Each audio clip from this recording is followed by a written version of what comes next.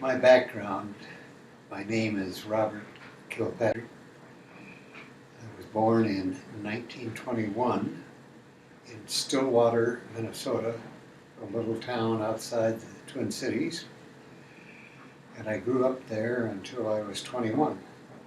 I left to join the Navy, Naval Air Corps, in 1943 and never went back.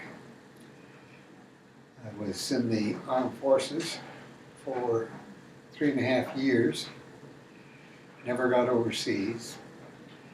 Was called back in 1952 and spent a year and a half as a legal assistance officer, because between World War II and Korea I went to law school and went into private practice in 1948. Was yanked out of it in 1952. I should say that I switched jobs in 1950 and went to work for the Walt Disney Studio in the legal department. And that's where I was when the Korean call came. When that ended, I went to work as a lawyer in private practice in Long Beach, California, and was there for about 45 years before I retired. Oh, the change in race relations since that time has been astounding.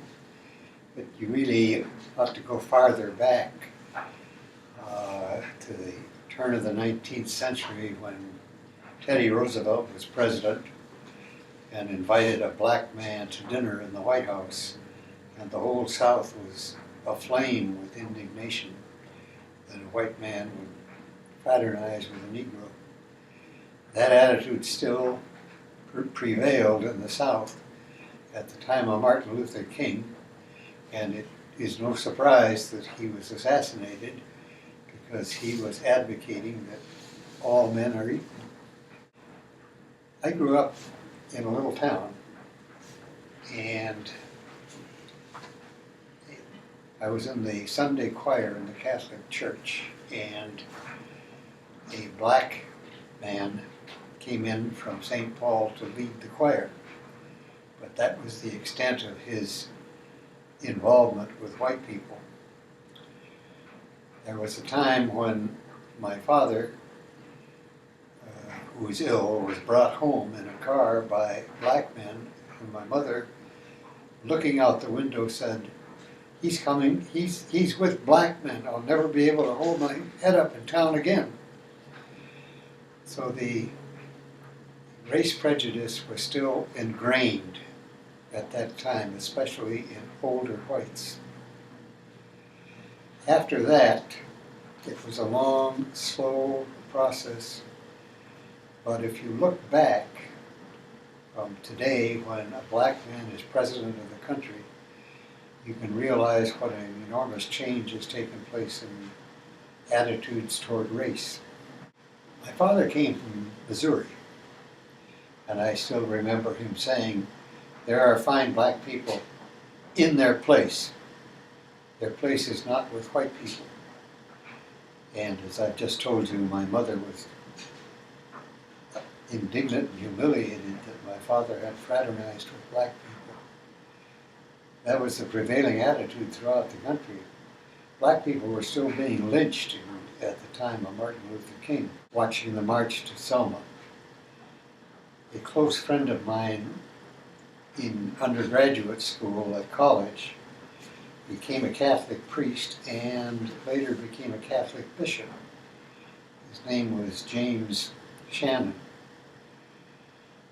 And he participated in the March on Selma, which greatly impressed me. There was no way I could leave my law practice and my family to do the same, but I would have been there if I had been single. Jimmy Shannon was later hounded out of the Catholic clergy because of his liberal attitude. My biggest fear for Barack Obama is that he would be assassinated. My, one of my sons-in-law made a comment at the time of the election. He said, "I don't want to see Obama elected because he'd be dead in 6 months." And I am pleasantly surprised that he's still alive, because the world, the country, especially the South, is full of real nuts with guns, as we are all seeing in the school shootings. And I'm surprised that by now one of them hasn't succeeded in assassinating him. I watched the careers of both Barack Obama and his ex with great interest.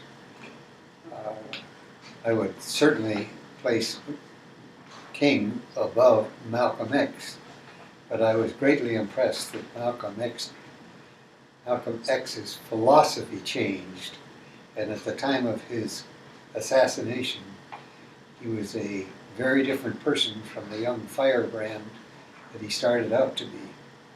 The difference is that King was never anything different from the, in my opinion, hero that he always was.